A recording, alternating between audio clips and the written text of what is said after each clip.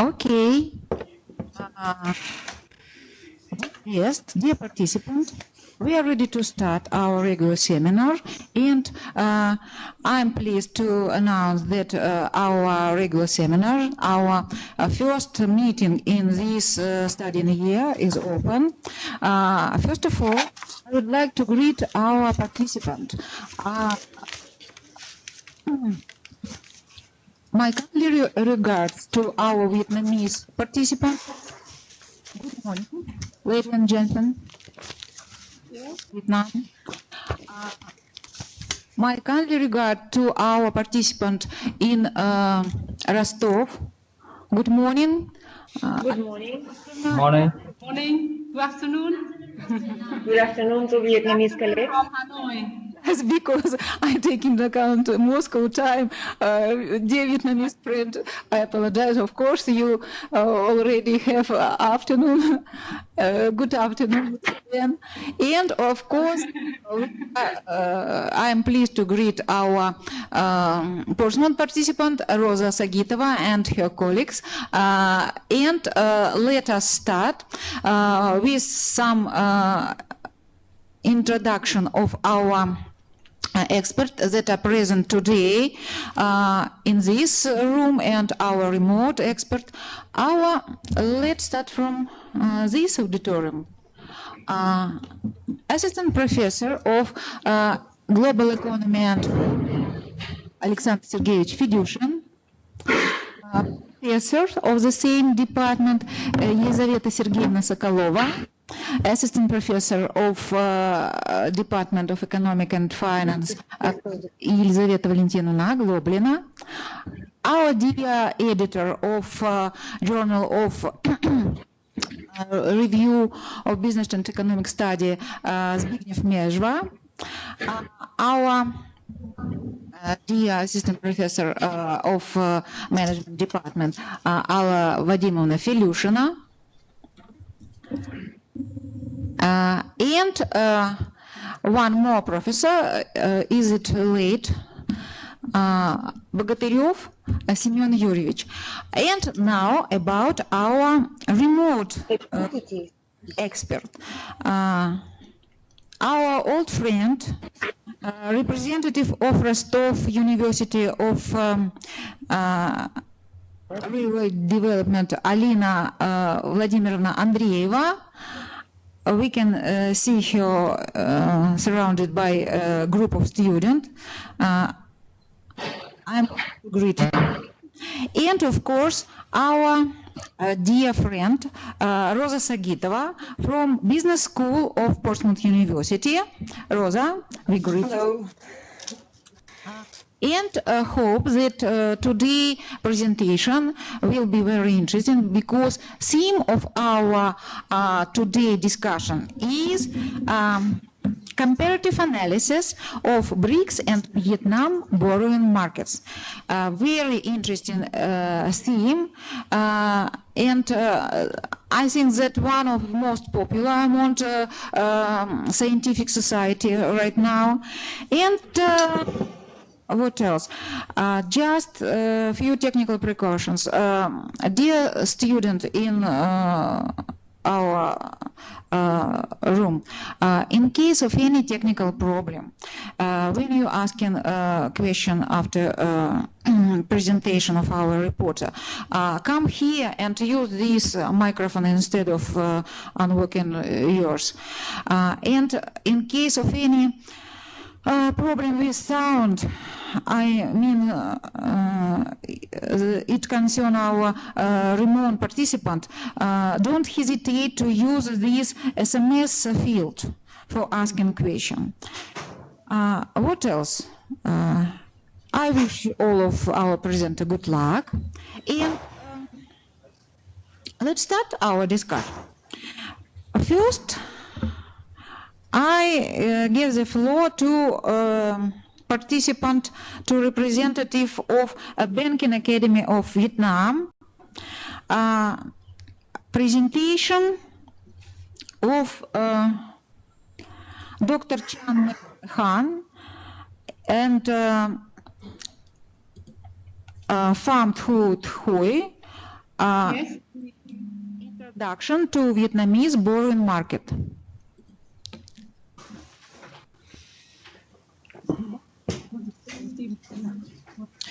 First of all, before we start, can I just make a short introduction to all the lecturers in Hanoi here?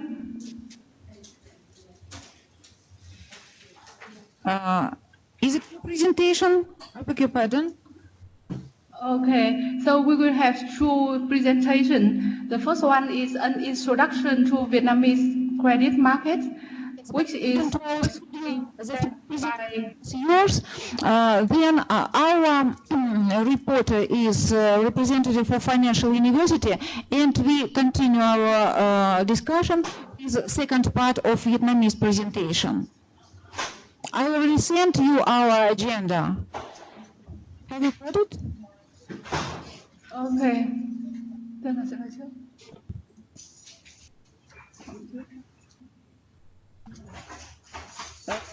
Wait a minute, our dear colleagues, because we reload your presentation right now.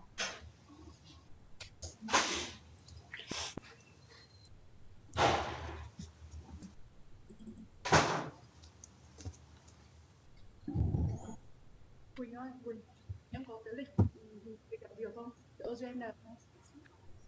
Что там показывает? А?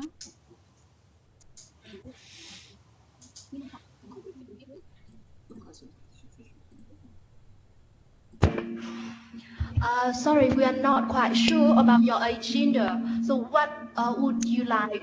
I can repeat our schedule for today. So, first presentation of yours is yours. Second one is presentation of professor of Department of Global Economy and Global Finance of Financial University. And your second...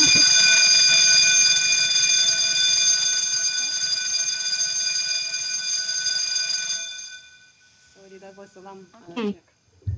We are ready to listen to our Vietnamese colleagues.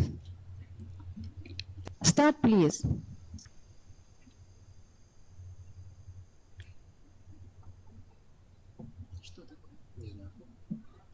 Dear colleagues, what is the problem? Can you see the presentation itself?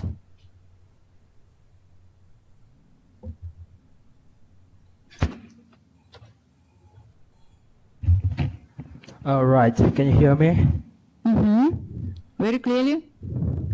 Okay, let's start the presentation. Ladies and gentlemen, we are going to give a very short presentation about the topic Introduction to Vietnam Credit Market. In this presentation, we aim to provide some facts and figures about the bank credit in Vietnam, and also some characteristics of banking system in Vietnam. First point is why the bank credit in Vietnam matters. So in the second slide, we present the graph of the bank credit in Vietnam and the other types of borrowing in Vietnam. We have some technical problem with showing of your presentation. Be so kind to stop your presentation and reload it again. Right. We start the showing of your presentation, and it is just I don't know why some discrepancy in showing in our screen and in your screen. So be so kind to stop and reload again, please.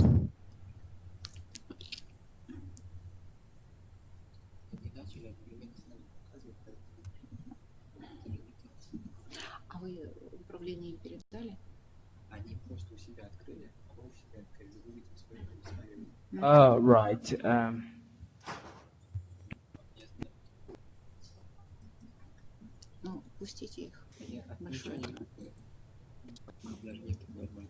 Hello, could you see the slides properly? Yes or no? Can you conduct your presentation? Yes, okay. Come back Yes. first from Okay. beginning. Right.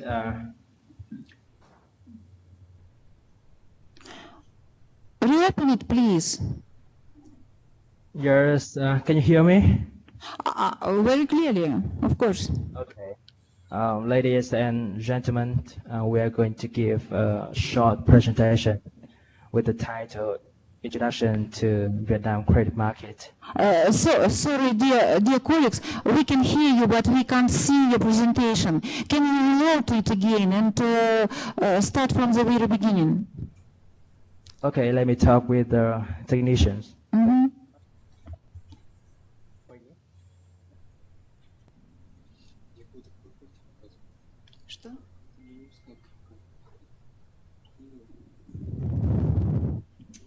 Insert it in Skype, please.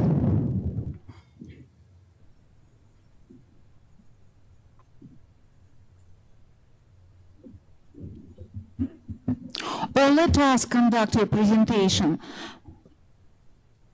Just comment to move the slide in such case. Okay, wait a second.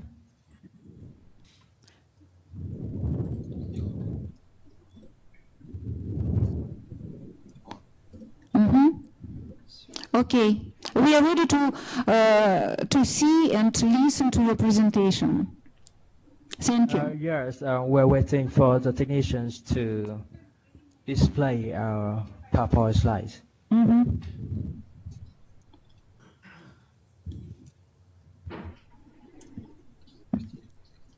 Excuse me, can you see our screen? Very clearly. Thank you. We are waiting for your report. Okay, so Right, let me start again. Wow. Ladies and gentlemen, can you hear me clearly? Yes, for sure. Yes, let me start our presentation. We are going to give a very short presentation with the title Introduction to Vietnam Credit Market. In this presentation, we aim to provide some facts and figures about the Vietnam bank credit and also some characteristic of the Vietnam banking system. So why we select bank credit as a topic for presentation? Why bank credit matters? So in the second slide, I show the graph of the bank credit and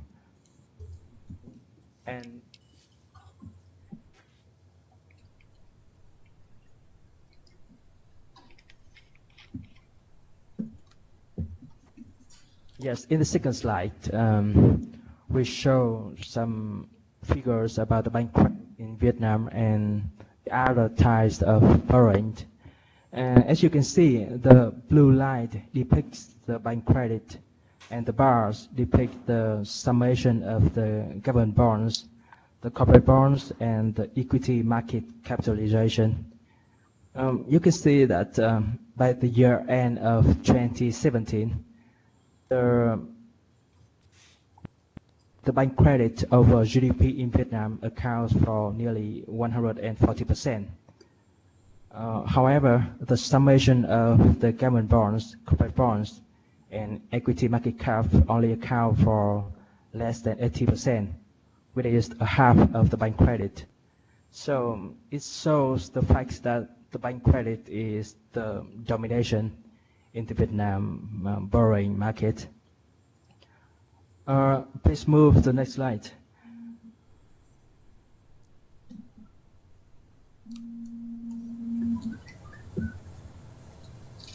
In the next slide, to make comparison, we compare the GDP in 3 countries and regions. The first is Vietnam, the second one is Russian Federation, and the third one is European Union. You can see that by the year end of 2016, the domestic credit provided by financial sectors over GDP in Vietnam and EU accounts for nearly 140%, But in case of Russia, your country, I don't know the reason why it's account for less than 60%. So probably I raise the question to my colleagues in Russia. And the next slide.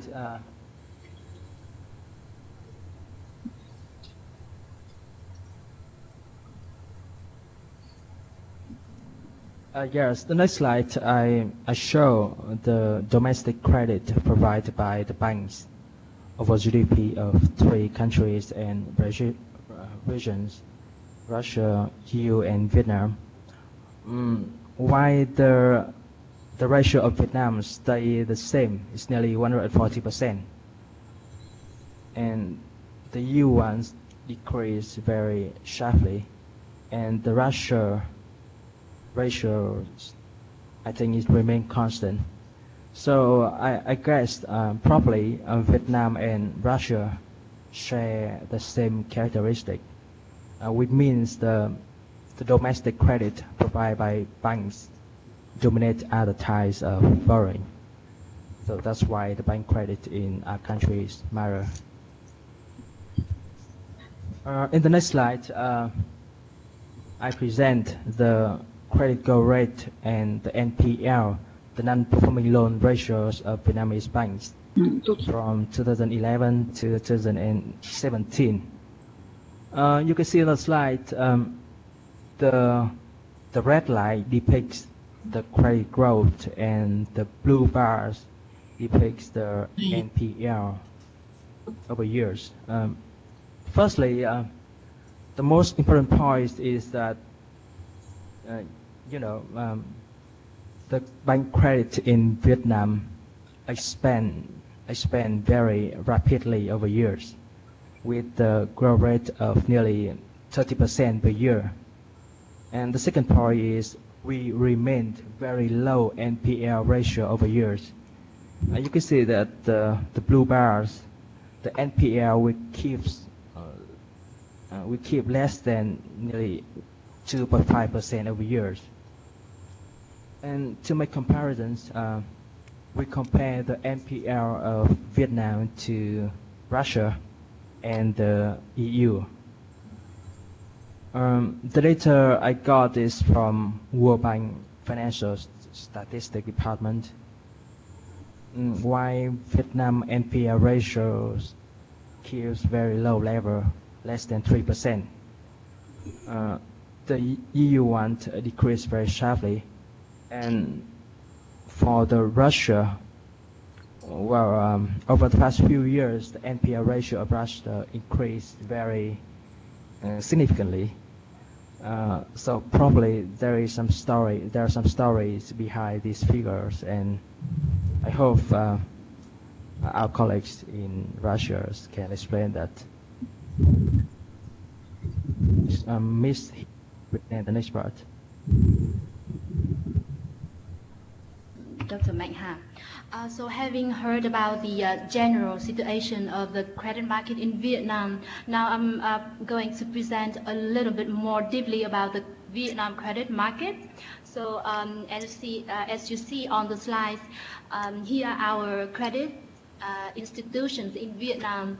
So we have banks, non-bank credit institutions, we have microfinance institutions, foreign bank branches. And depending on the functions, the services. Dear colleague, forgive me, please, but more loudly, please. Okay, sorry. I will bring the mic closer. Okay. I will start again. Can you hear me clearly? For sure. Okay.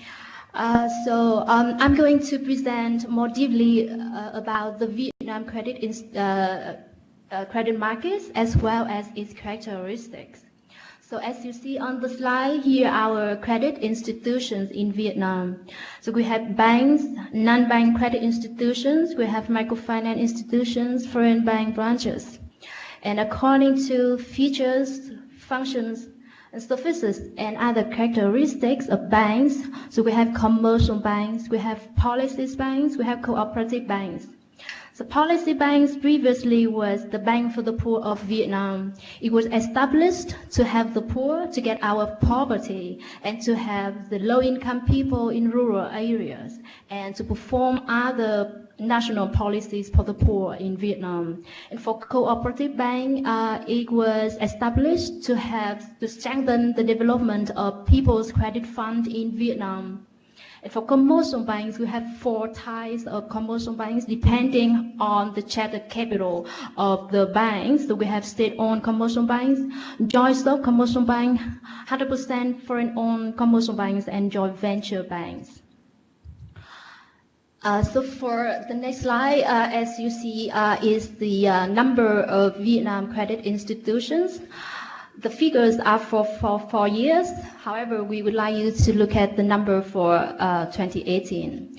For 2018, we have 7 state-owned commercial banks, of which 3 were bought by the state bank because they are on the process of going bankruptcy, and 4 of them are the biggest commercial banks in Vietnam. We have 28 joint stock commercial banks. We have 48 100% owned bank and branches, 9 joint venture banks, and of course you know that we have 1 joint venture bank between Vietnam and Russia, which is a cooperation between BIDV of Vietnam and the Foreign Trade of Russia. We have 16 finance companies and 11 leasing companies. So Vietnam banking system has been expanding quite rapidly in recent years thanks to the economic development and the integration into the world. However, Vietnam banks are still relatively small in size. We have the numbers and figures for mid-year of 2017 and the numbers for beginning of the year for total assets, lending, reserves, and deposits. These numbers are for 19 biggest commercial banks in Vietnam. So the total assets of the 19 biggest banks stood at about $270 million with 8.6% growth rate. And the same rate is for deposits, which is 8.5%, and deposits stood at about $200 million. And for lending for the total lending for 19 biggest commercial banks of Vietnam is about $100 million, which is not high, with a 6-month growth rate of 10.5%. So as we're quite small in size, so Vietnamese commercial banks have some challenges in terms of technology, in terms of resources to invest in, like risk management and to improve their quality, asset qualities and things like that. So one important characteristic of the Vietnamese credit market is the dominance of state-owned banks. So we have the numbers for 5 consecutive years, as you see on the slide, from 2012 until 2017. So state-owned commercial banks, as you see, always lead the market with biggest market share for lending, followed by joint stock commercial banks, the red line. However, the trend for these 2 groups are reversing. We show that joint stock commercial banks are now in better development compared to state-owned commercial banks. As an emerging market, Vietnam has been enjoyed a quite high credit growing rate, as my colleague has said. The annual growth rate for credit is about 2 digits, about I think 10 to 11% on average for the whole system. However, for some banks, the credit growth rate is about 19% for some banks, and for some biggest banks, the credit growth rate is about 10-11%. So you know that a high credit growing rate is an important characteristic for emerging markets because of hot, booming consumer lending and the demand for loans of investment of SME and other enterprises. Credit exposure is good for the bank in terms of profitability. However, it poses some challenges for the bank in terms of risk management. And given the risk management, the next slide for credit risk, we have the figures and information for some typical Vietnamese commercial banks, and for some of them, the non-performing loans in some commercial banks reach about 5%. Some of them have quite low percentage of non-performing loans, like less than 1%. However, remembering that this is formal and reported numbers, and the real number might be higher. And according to some third-party credit report, non-performing ratio in Vietnam might reach to 10 or 11%. And this is one reason why some of the strategic foreign partners in Vietnam have been fleeing out of Vietnam, for example, ANZ, for example, HSBC, Commonwealth Bank of Russia, and luckily Russia still remains in the market. And one final important characteristic of the Vietnamese lending market is the booming of consumer lending. For some banks, the rate for consumer lending increases per year is about 60 to 70%, which is very high. And this nowadays is the very lucrative segment for the banks, and commercial banks in Vietnam are focusing on that segment by, investing in technology to provide better and faster products for consumer in the market. And above is some of our information about the credit market in Vietnam, and we hope that we have given you some interesting information. Thanks for your attention. Thank you, dear colleagues, for such a good presentation. I don't know how about my colleague, my expert, but I really enjoyed it, and it represents the full statistic and full information about Vietnamese bank. Thank you very much. And dear expert, dear student, do you have any question to our presenter? Dear colleagues, thank you for the awesome presentation and good elaboration of Vietnamese credit market. And I would like to ask about consumer lending boom, which as I've noted, started in 2017. What is the reason of the consumer of the boom in the consumer lending market? I mean, in Russia, we have inner problems that people with a decreasing level of cost of living, they acquire credit cards and try to spend as much as they used to before 2014. So the question is, what is the main reason of the boom in Vietnamese credit market? Is it interest rate case or governmental policy?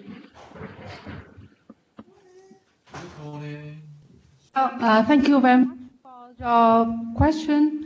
I can explain, I will be on behalf of our colleagues, explain about the boom in consumer market.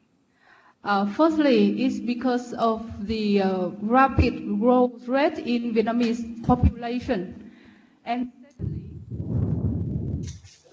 with GDP per capita, when the Vietnamese reach a higher living standards and higher income per capita. Dear Vietnamese colleague, we have some problem with sound. Increase your sound, please.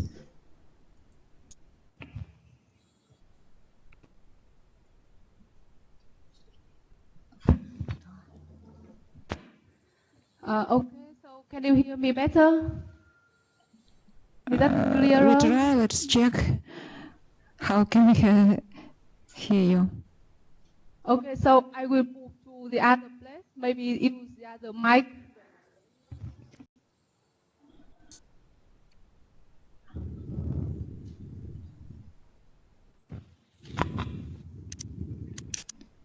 Okay, so is it clearer now?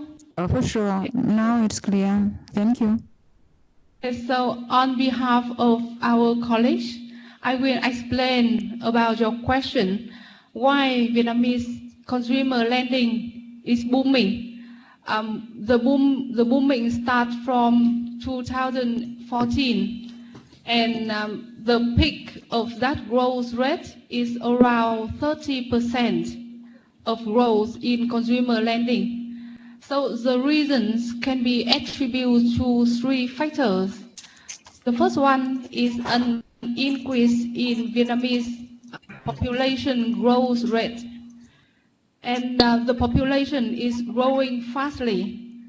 And the second factor is the increase in GDP per capita. We have a higher income per capita, and we can enjoy a higher living standard. Third factors can be the technology. When Vietnamese use more technology in payments or in their works, in their life, so the lending products became more and more common. And we now can borrow to finance for a house, to buy a car, for credit cards, for consumers, or for some consuming purpose. So it's not really coming from a government policy. I think it's because the needs of consumers in Vietnamese market is not satisfied in previous.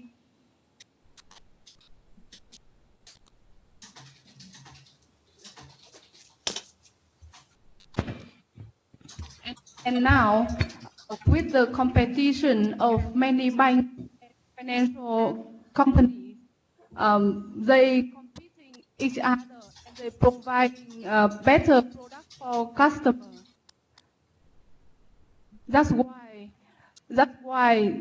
Vietnamese consumer lending is booming.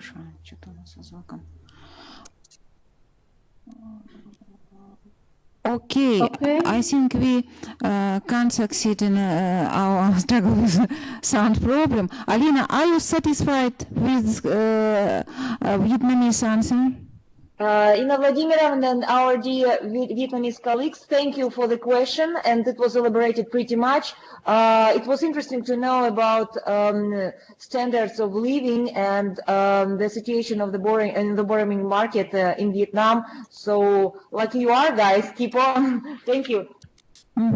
Any other question? The expert.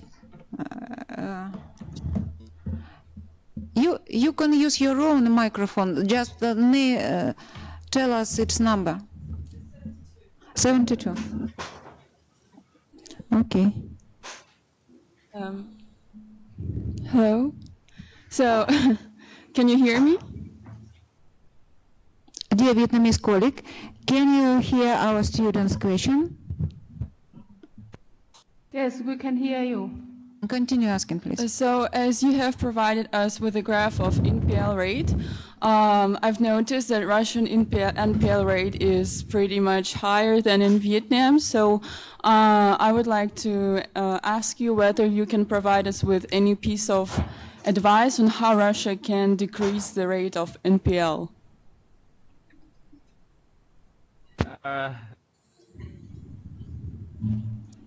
It is the hardest question in my life. We tried. Actually, let me explain a bit about the NPL of Vietnam and NPL of Russia. I think the NPL ratio of Russia is the real one. But actually, the data I got from World Bank, the NPL ratios reported by the State Bank of Vietnam, I don't think it reflects the background or the profile, the risk profile of the banks. I think it's a cooked data. So probably according to some external credit agency, the NPL of Vietnam should be around 10 to 11%, is equal to Russia. And how to decrease the NPL ratio of Russia? I think probably I switch the questions to my Russia college. Okay, are you satisfied? Yes, thank you. Thank you. And if you wrote one question from me, The Vietnamese economy is the most rapidly growing economy, and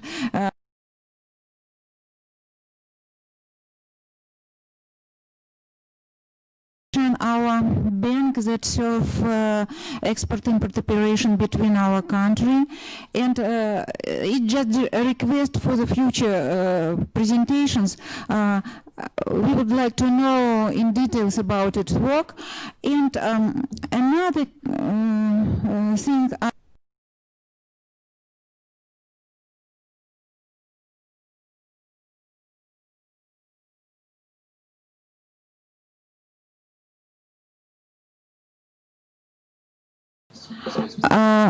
Can you hear me, dear colleagues? I couldn't hear you before, but I can hear you now. Okay. So, sorry. Miss colleague, can you hear me? More about the question of the student, or continue would like us to move forward? Questioning, and you mentioned a leasing form, and even 11 organizations take part in this kind of crediting. What industry are involved in this leasing in Vietnam? So, Vietnam làm gì trong cái Is it clear? Should I repeat?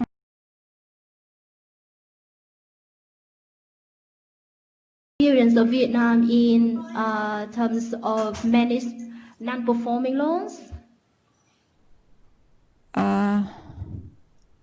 Sorry, repeat, please. So, my question is that you would like us to present more about the experience of Vietnam in terms of managing non-performing loans? I repeat, first sentence was simply request. It is very interesting theme about our mutual, I don't know, the principle of its organization, about bank that serves export-import operation between our country, between Vietnam and Russia.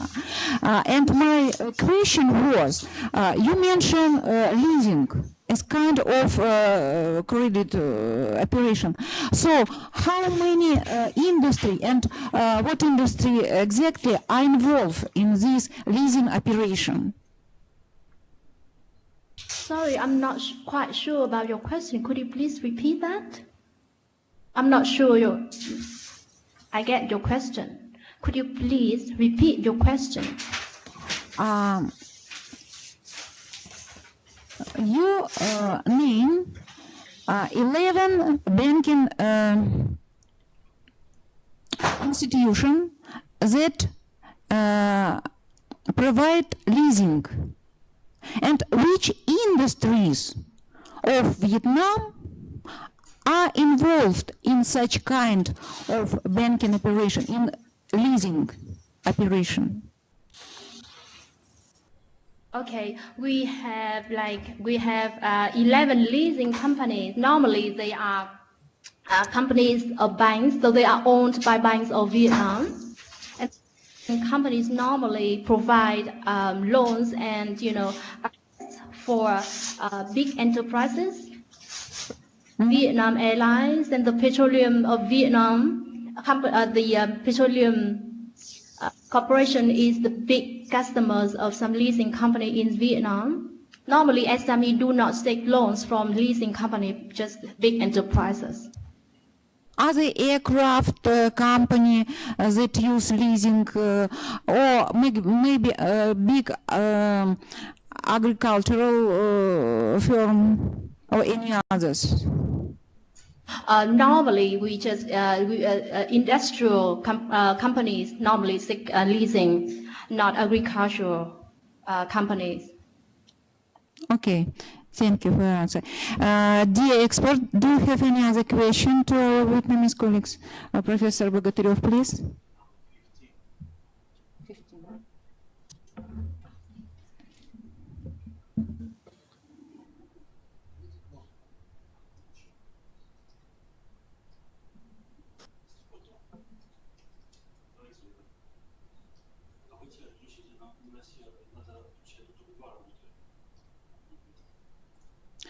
У Аллы Вадимовны включилось. Hello, my name is Semen Bogotyrev. I am from Department of Corporate Finance. Thank you for your presentation. My question is about the state of the consumer lending market. Can you describe it as a bubble, and to which extent it can grow? What is your opinion? And did you study the situation on the basis of behavioral finance, maybe? What do you think about it? Is it a bubble, and to which extent it can grow this market? Your opinion. Thank you. Dear colleague, have you caught this question? Shall we repeat it? Question is a very interesting question. So how about let's start with our second presentation, because our second presentation will present very deeply about the consumer retail market in Vietnam. So I hope that after the presentation you will get more information, and then we discuss your question after that. I see. Thank you for clarifying this question. Rosa, do you have any question to our presenter? No, I don't have any questions.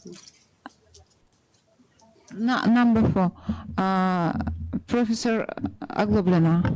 Dear colleagues, thank you very much for your presentation and for presenting the results of your research into Vietnamese borrowing market. I've got one question about the number of Vietnamese credit institutions. As we can see from your slide 8, the number of joint venture banks doubled in comparison with 2012. What factors influence this increase? Thank you.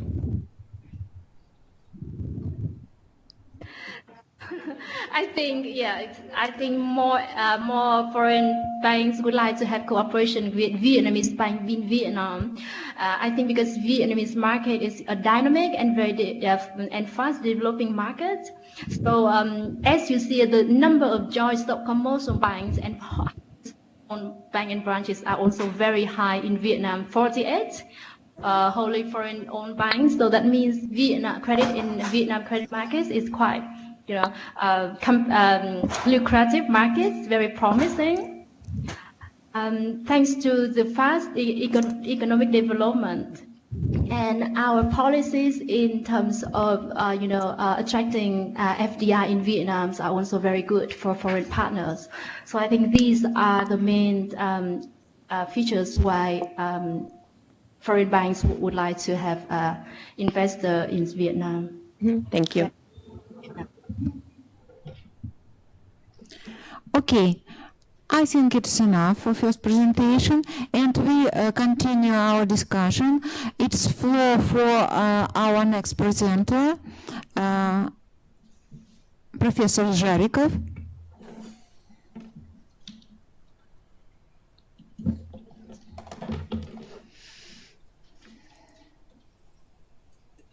Да.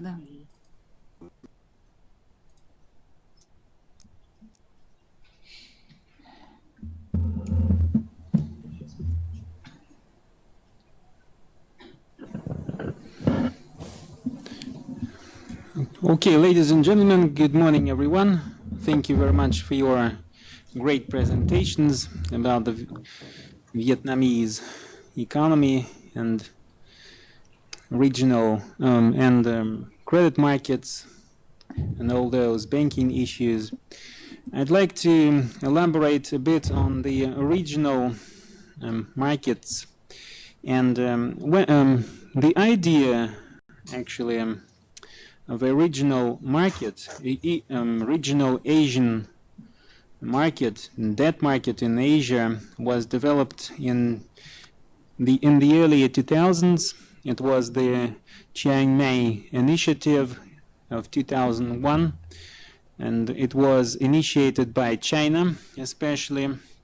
After that, China created several international and regional institutions, Chinese-led institutions, and these institutions included things such as Asian Investment Bank, and after that, in 2014, for instance, BRICS gathered together in Brasilia, and they decided to start up a new development bank, which is called today the BRICS Development Bank. And if you compare these various institutions, lending credit institutions, for example, with the IMF and World Bank, we see that, well, some of them may be compared to the World Bank, but not to the IMF. His capital exceeds $900 billion. And today it's almost 1 trillion. So actually, credit capacity of the International Monetary Fund is much greater than that of any Chinese-led financial and credit institutions. But together, they are a great power in the regional, especially in the regional credit market. So actually, in order to create something really common, you need harmonization rules, you need harmonization procedures. Actually, it's a really difficult thing to do. And as you see, China provides capital to a large number of countries in the world, including the Vietnam. However, I looked for the statistics recently about the Chinese help to, or Chinese financial assistance to Vietnam, and it is really small compared to countries such as Malaysia or Thailand in East Asia, in Southeast Asia, or Venezuela in Latin America. Maybe that's because of the resource base of the Vietnamese economy, because the resource base of Vietnam is not so large as that of Venezuela, for instance, or Brazil, Russia, countries such as these. And China is really interested in resource-based economies such as these. But returning to this question, actually we were asking too many questions today about this spending boom in Vietnam. Spending boom is a great thing, but you must really be cautious with spending booms and things such as these. We saw that in Europe in 2009, when everything collapsed there due to this consumption boom and credit boom and things like that. Greece was on the brink of bankruptcy, on the brink of collapse. Spain, Portugal, so the countries called pigs. Those pigs were the countries that had the greatest debt. They were deeply in debt to the European institutions, the European Bank for Reconstruction and Development. They turned to the IMF help, to the World Bank help and assistance and things such as these. Actually, what went wrong in these countries due to the spending boom and things like that? If you see, I tried to simulate a bit. I tried to construct some sort of a model, and I used the example of the BRICS countries. These countries are really different. If you look at the numbers, for instance, the rate of refinancing, it is really, it really varies in these countries. In Brazil, it's the highest. In 2016, I used 2016 data because the time of the construction of this model, and the figures such as the quantity of money in circulation. So these data were available up until 2016, and even today you may not find more recent data. So, in Brazil, there was the highest rate of refinancing, and in China, there was the lowest rate of refinancing. And when you use a liberal model of price building, and in the credit market, the price is, of course, an interest rate. What kind of an interest rate are we going to use when we are going to integrate these countries into original debt market or original credit market? What kind of rate is that going to be? And I tried to simulate that model. I used a two-country model. For example, it is clear that China has the comparative advantage in providing capital to the rest of the world, because China's financial resources exceed all possible, shift all expectations, and this economy is a Asian juggernaut, which consumes a lot and which spends a lot and has lots of financial resources. So Russia is not a competitor and not a rival to China in this regional market. Russia may take these financial and credit resources from China, but what is the rate? What's going to be the rate of these? What's going to be the price of these loans from China to Russia? And I tried to simulate, of course, and I found that this rate for Russia is going to be something like 2.95%. Due to some calculations, I'm not going to dwell into all those calculations because it will consume lots of time. If you've got special questions, you may ask. I'll try to explain to you, but this is not actually the issue here. What's more important here is that if we take a shock therapy variant in this case, and this is the model for shock therapy. For instance, in the early 1990s, the Russian government decided to transform the Soviet economy into the Soviet planned economy into the market economy in 500 days. And I used a 365-day model a year. So what's going to happen in Russia if we drop suddenly and unexpectedly? You imagine that this rate of refinancing drops to 2.95. What happens? The credit mass and the credit expansion is going to exceed all possible limits. And if you use that amount of money is going to come into the Russian economy, I had that in the previous slide, actually, this table. May I return?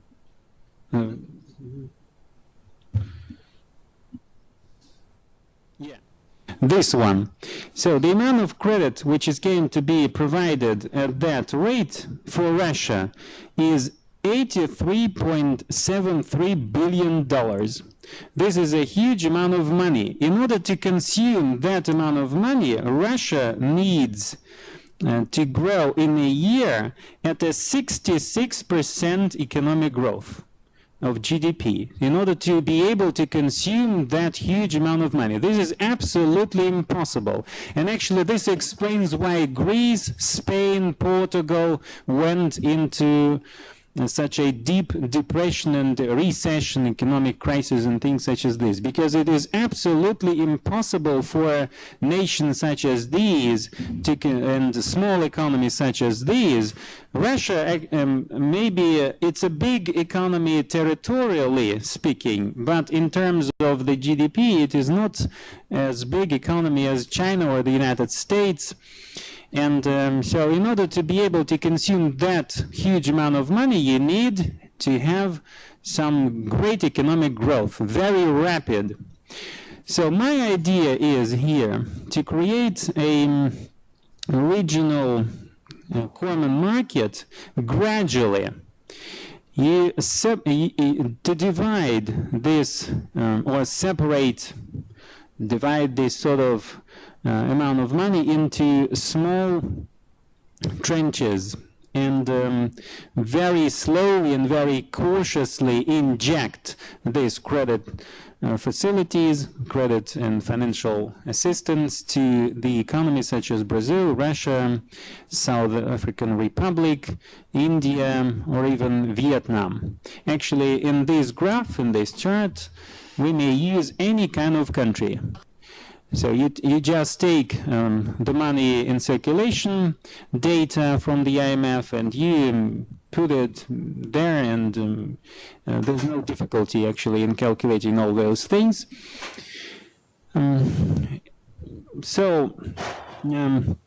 Speaking about other integration variants, integration facilities, and talking about possible, in the long run, in the very long run, financial and regional integration, you may use also the dynamics of interest, the dynamics of exchange rates, BRICS exchange rate dynamics to each other. And I found that in the end, the closest correlation between the currencies of the BRICS lie in the region of Brazil, India, South African Republic, and Russia. Chinese yuan, correlates with no currency at all in the BRICS grouping. But China is the locomotive. So it's impossible to create something without China in this particular example, because he's going to provide capital in the end to this regional market. Russia is not going to provide it. India is also not going to provide that much capital. South African Republic, not to mention this African Republic. It is impossible. So my idea is still to include China. It's a common sense. You cannot omit China from this system. It's like they decided in the European Union to include Greece. That was actually a political decision to include countries such as Greece, Portugal, so weaker economies. Economically, they were not really complementary to the countries such as Germany, France, Italy, who are much stronger than Greece, and Spain, and countries such as these. So there must be some sort of political decision to decide that issue. What is actually the gradualist model in my example? It is possible to create this common regional debt market, but this process is going to extend into decades. It's not a tomorrow thing. You cannot do this in a year's time. So it's going to be a very gradual, very slow process, because in order to be able to harmonize these different rates and these different figures, we need a very extended time frame. And in my model, this can be accomplished by the year of 2030. This is possible. And even this is possible if BRICS economies grow at a specific economic growth. And this growth must be lying between these sort of figures. In 2015, in 2025-26, I expect a sort of recession in the BRICS economies. This is what my model shows, at least. Maybe it is true. Actually, I don't know, but my model showed that this is possible. And still, if you look at these figures, they're really optimistic. These 3% of GDP growth up until 2030 is a really optimistic data. Well, what is going to happen next is not known to us now, but realistically speaking, and pragmatically, I believe that by 2030 it may be accomplished if these countries grow at this particular economic growth rates, and if they cooperate further, if they develop other facilities, if they develop these new development bank, BRICS development bank, and other international credit organizations and things such as these.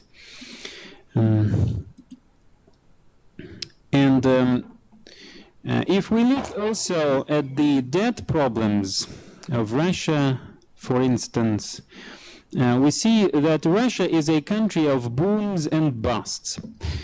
And they happen quite frequently. What's going to happen after all those international sanctions and other credit facilities? What our government is doing right now is the credit expansion. And we see that by the central bank reducing the key rate of refinancing. And I think this is a good thing, but you should really do that cautiously and stage by stage. It is not a tomorrow thing. I'd like to say that I would say, to be on the safer side, you cannot manipulate with all those interest rates the way the central bank is doing, because they do it really chaotic, erratic. This is not. This is a serious issue. The money issue and the money circulation issue is the most serious thing, and all those booms and busts occur due to that particular problem. That was in 1998. That was in 2008, and today the situation may be, well, it is not exactly the same as in 1998, but still the debt problem of Russia is really a serious issue, and he knows what may come next. Actually, I would like to stop at that point. And if you've got some questions, you may ask. Thank you, dear Professor Jerika, for your very interesting presentation. Dear guest, dear colleague, do you have any question to our presenter? Yes, actually I got two questions for you. The first question is the financial assistance from China good economically and politically? No, there is no free lunch. I'm not a politician to answer that question, because economy and politics should go separate ways, actually. My issue was to try to simulate it economically, and I developed a model. And, well, economically, there are objective reasons for China to be interested in East Asian economies, for their resources, for their maybe cheap and qualified labor, and things such as these. And of course, China is interested also in developing a financial stability facility for Asia, because these countries are importers of the Chinese goods, and if something bad happens in Vietnam, in Malaysia, in Thailand, in Laos, China is going to suffer as well. So they want to provide that regional financial facility in order to be a capital provider, in order to be in order to ensure its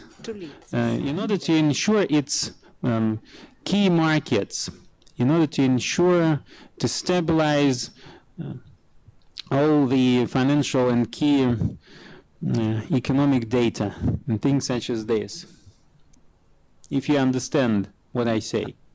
Okay, that's right. You're a bit satisfied with your answers. And my second question is, you mentioned about the common market of the BRICS. So I'm concerned with the, you forecast that there will be a convergence of BRIC markets in terms of interest rate and the GDP growth rate by 2030.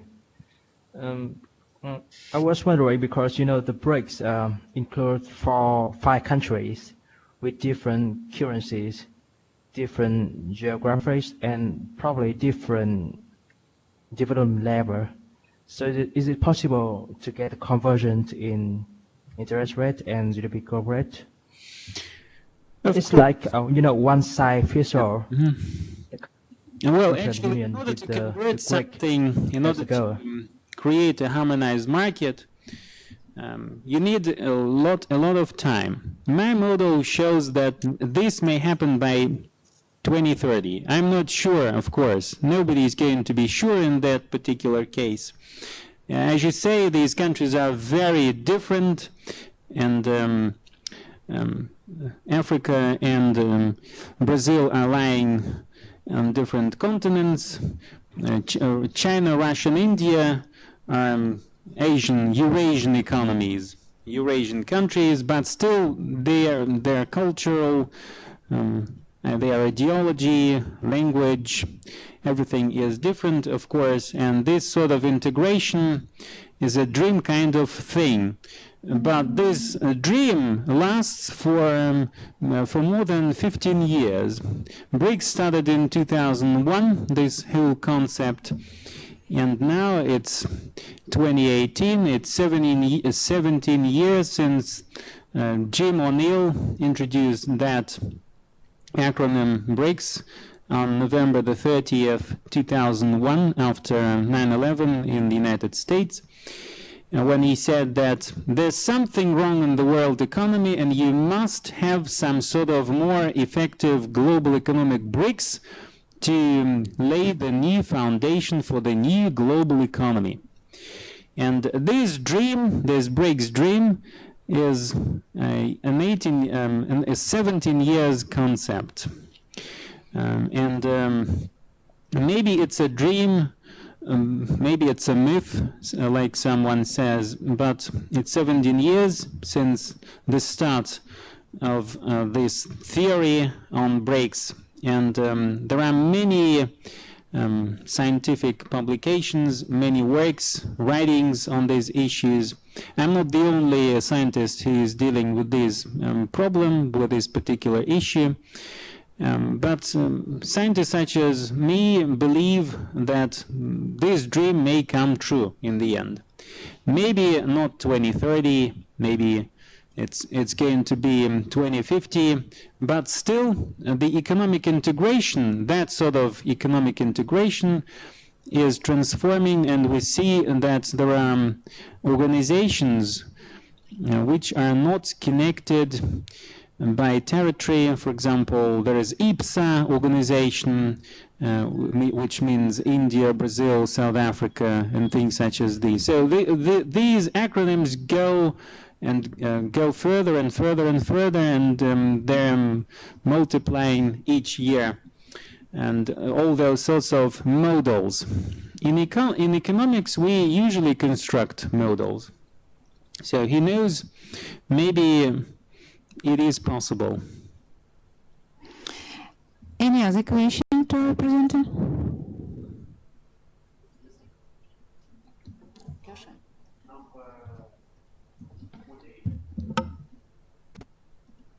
Thank you for your answers. I think I have the feeling like I'm reading a novel, until 2030. So we have 12 years ahead, and then we have a very good BRICS together with 5 countries.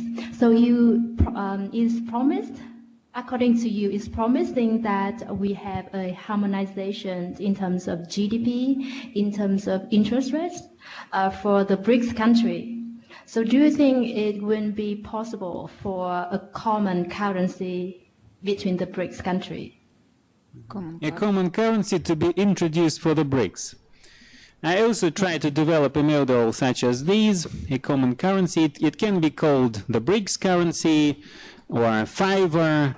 Now, fiver meaning that there are 3 R: Brazilian real, Russian ruble, South African rand, RMB for renminbi. Chinese yuan is also an English abbreviation. It starts with R. RMB. And the Indian rupee also R. So these 5 are may be called this currency. I'm going to publish a work on that particular issue in our local journal of the Financial University. Maybe you'll be interested to read that sort of publication. It's really interesting, where I try to elaborate on this particular issue, a currency for the BRICS. And as you see, there was a slide about the correlation dynamics of the BRICS currencies exchange rates, and as you saw from that data, Indian rupee, Brazilian real, South African rand, Russian rubles, they correlate. And the correlation is really close. China's yuan is not correlating with any of these currencies. But without China, like I said, the creation of the debt market, the creation of money markets, and the common currency is not possible, because China is the locomotive, is the driving force in this sort of organization, and this sort of grouping. And actually, this is a hypothesis, a sort of BRICS currency. It may be a transaction currency. There are various kinds of currencies, collective currencies. Euro was also sort of, first it was EQ, European currency unit. Later it became euro. It was an electronic piece of money. Then it went into circulation in 2002. So everything is possible. Here, in Germany, I think the majority of the population never believed that they're going to give up their German Deutschmarks. But they did it. And the most important thing here is to create a currency that would satisfy their... there should be some sort of common ground for these economies. And without economic, without borrowing procedures, loans, leasing, this is not possible. So we should go into this direction, and step by step. It could be next European Union, sort of the thing. But of course, it is a dream still. It is a dream which may come true in the long run. Okay, thank you for your answer. Any other question? Because our discussion is so interesting and enjoyable, and I can't interrupt it and stop it. If you have any question, please.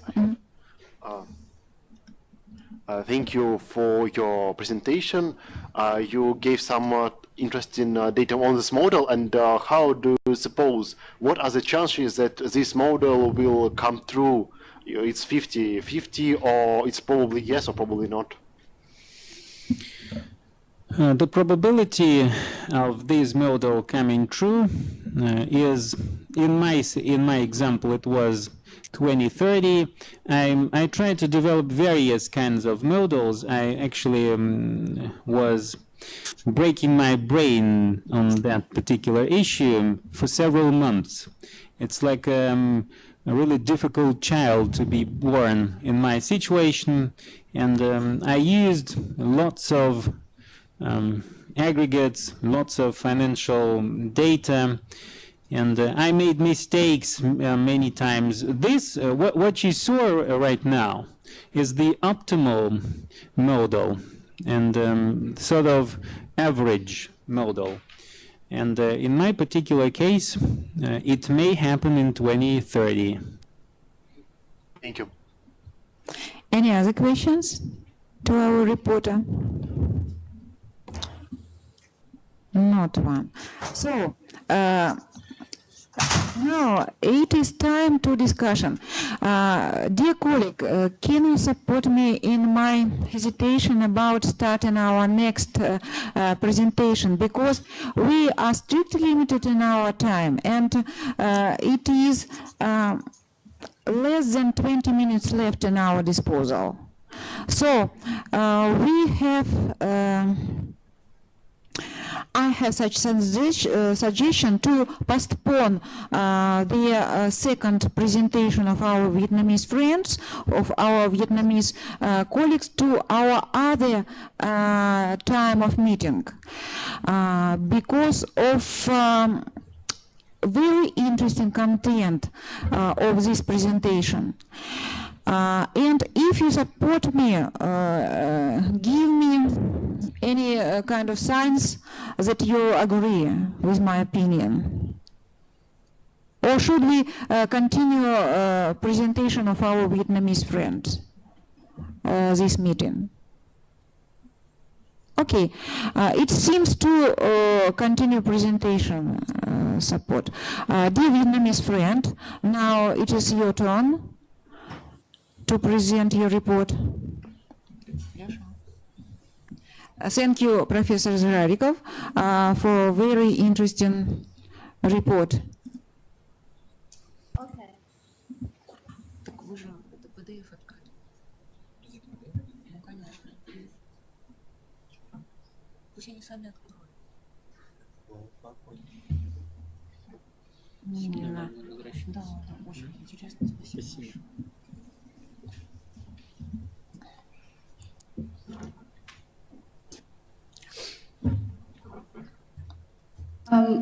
Hello, my name is Phạm Thu Thủy and my colleague is Nguyễn Bích Ngọc.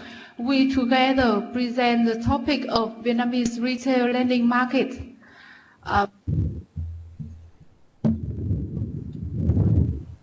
In this presentation, we will present about Vietnam retail lending market for the period of 2012-2017 with the key highlight on market size, market growth rate, market concentration, and market trends.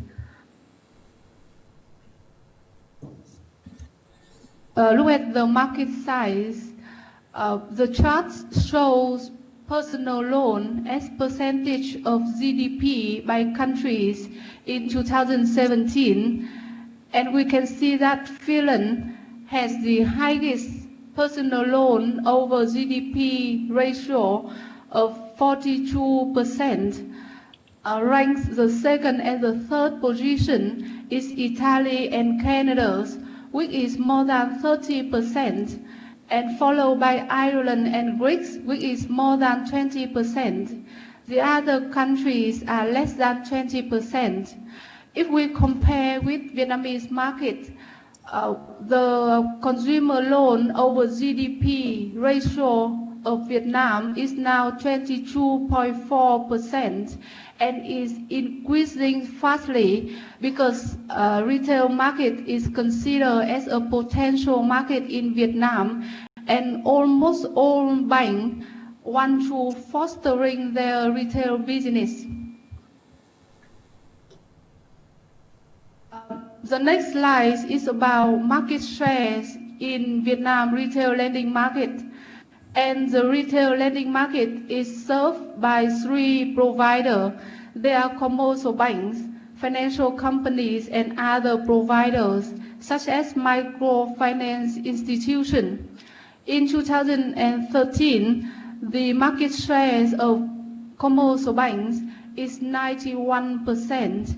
And market shares of financial company is 5%, and 4% belonging to other provider. However, up to 2015, the market shares of commercial bank sink to 87%, and market shares of financial company expands to 12%. However, we still see that the retail lending market of Vietnam is still dominated by commercial bank.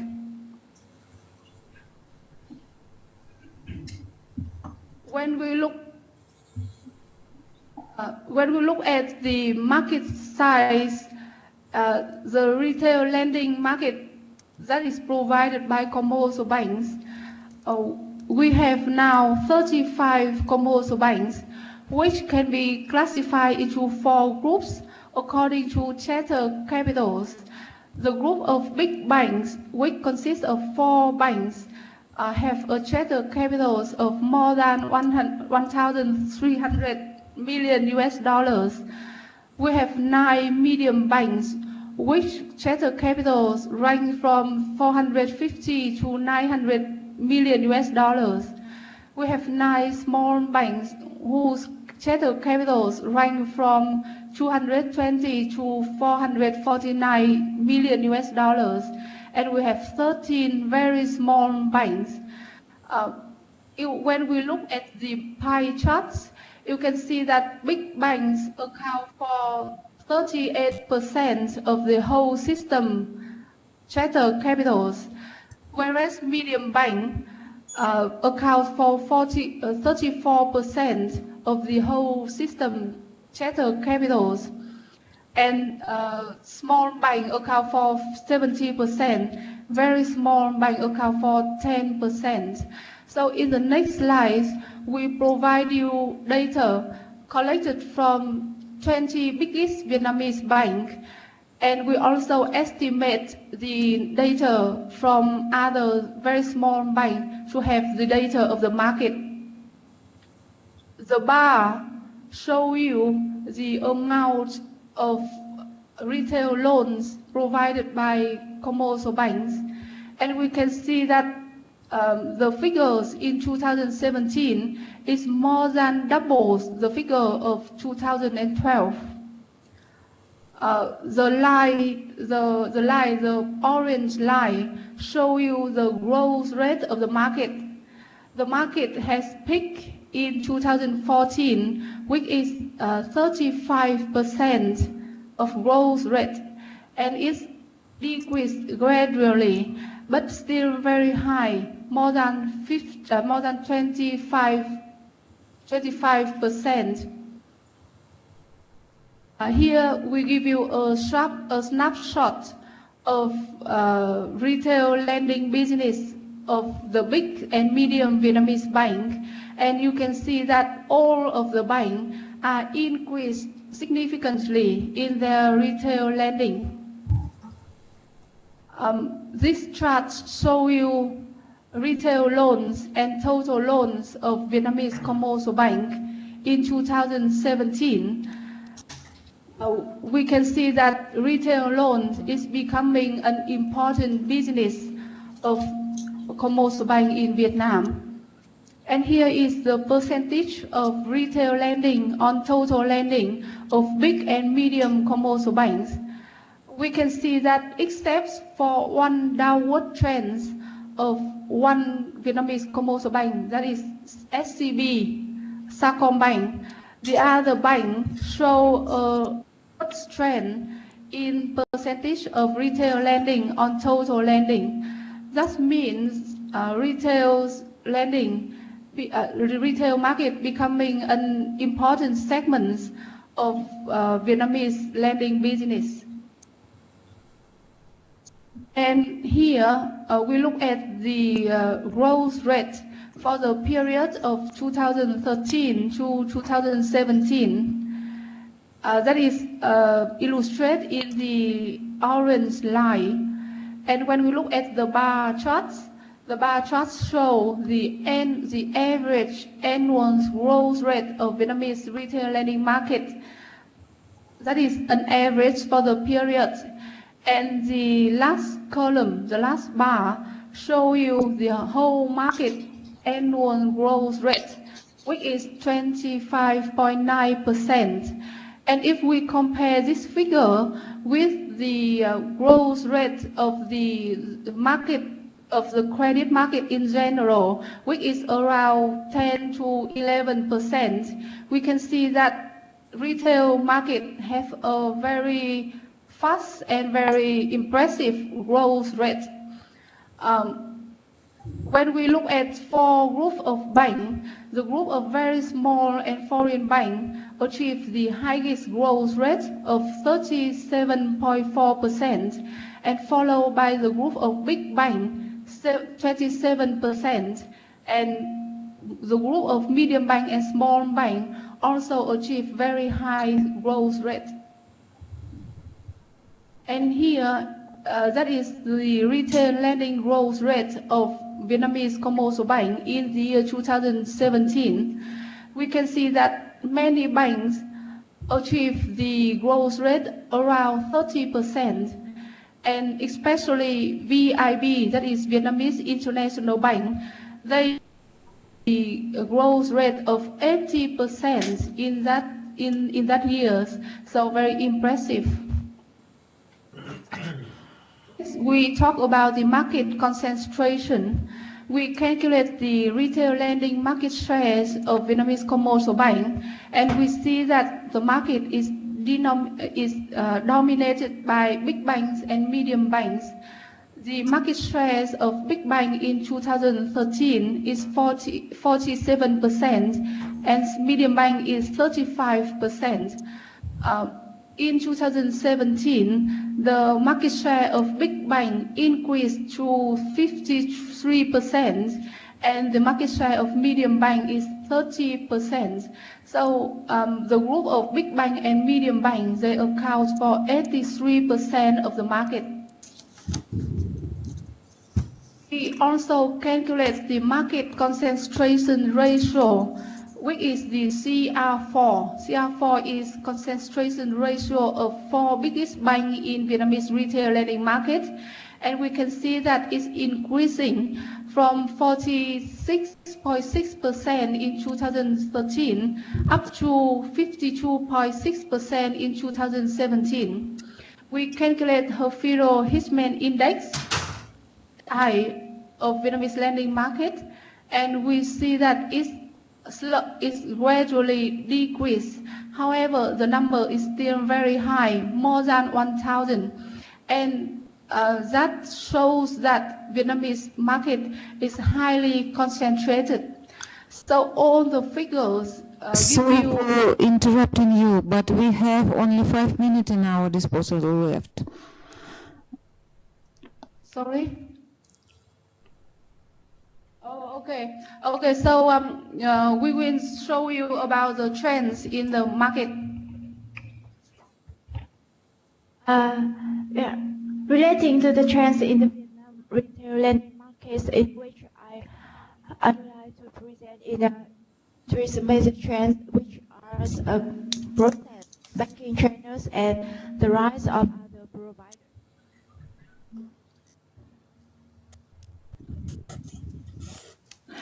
Okay, dear Vietnamese colleague, we have some problem with sound, but nevertheless, we need to finish our presentation because of very simple reason.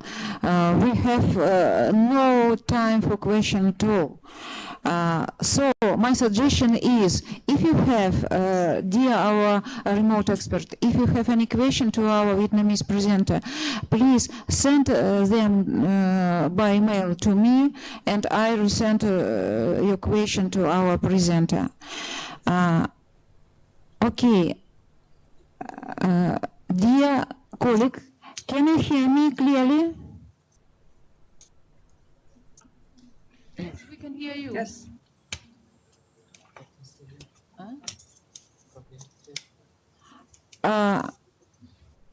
We have time for one question. Does anybody want to ask question to our presenter?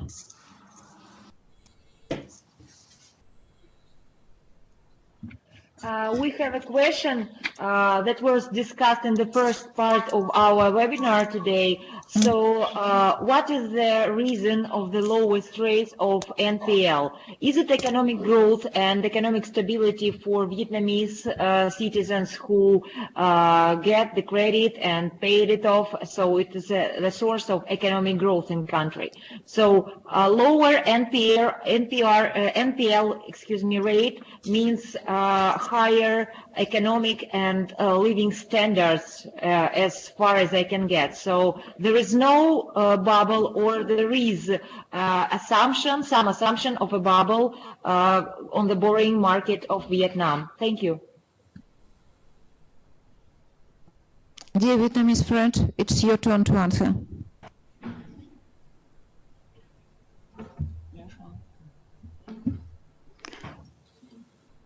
Dear colleagues, yes. Can you hear us?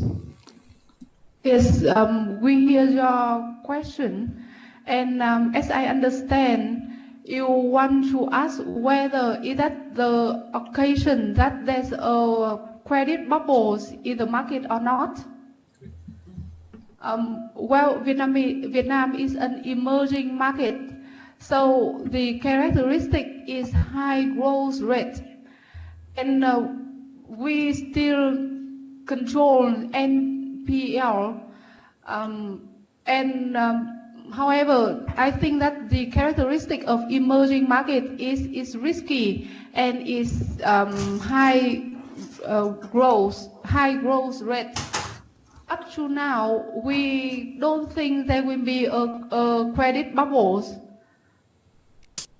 because we maintain this high growth rate for quite a long period, for several years.